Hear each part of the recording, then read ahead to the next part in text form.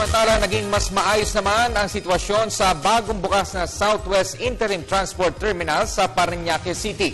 Tinak din ng MMDA ang mas maayos na sistema at karagdagang seguridad sa terminal. Nagbabalik si Sam Ramirez.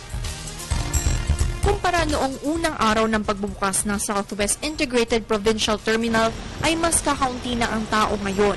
At ayon sa ilang mga commuters na nakausap ng PTV News ay kahit papano mas nagkaroon naman na ng sistema. Ngunit iniinda pa din kakulangan sa mauupuan o maayos na hintayan, lalo na para sa mga matatanda at buntis. Kasama din dyan ang mga malabong schedule ng pagdating at pag-alis ng mga bus. Lalong dumami yata ang problema namin. Bakit po? Ang hirap. Mahirap nung ginawa nila sa amin. Yung pagpasok sa umaga, and then yung pag-uwi, ganito na naman. Kaya mo, dati na komportable kami sa pag-uwi. Ngayon, ang hirap na. Pati sa pagpasok, laging late. Kasi palipat-lipat. And then, nadagdagan pa yung gastos namin sa pamasahe. Mas nagmahal.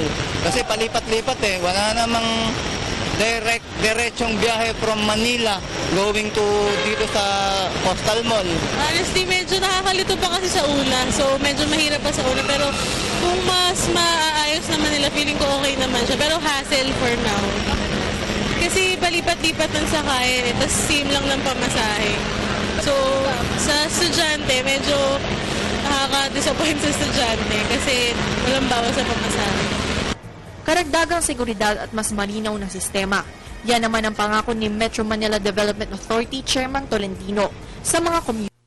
Malaki din daw kasi ang mababawasan sa trapiko buhat ng pagtanggal o pagbawal sa mga provincial buses sa Metro Manila. Naniniwala naman ang commuter na si JC, disiplina at pag-unawa din ng tao ang kailangan upang tuluyang maresolbahan ang problema sa traffic sa Kalakhang, Maynila. Sa totoo lang po, medyo mahirap pero kailangan natin mag-adjust mga Pilipino kasi lahat naman tayo naghahangad ng pagbabago. So siguro ito na yung simula, kailangan lang talaga ng disiplina. Patuloy naman ang pakikipagpulong ni MMDA Chairman Tolentino upang malutas ang problema ng mga commuters. Nag-uulat para sa Telebisyon ng Bayan, Sam Ramirez.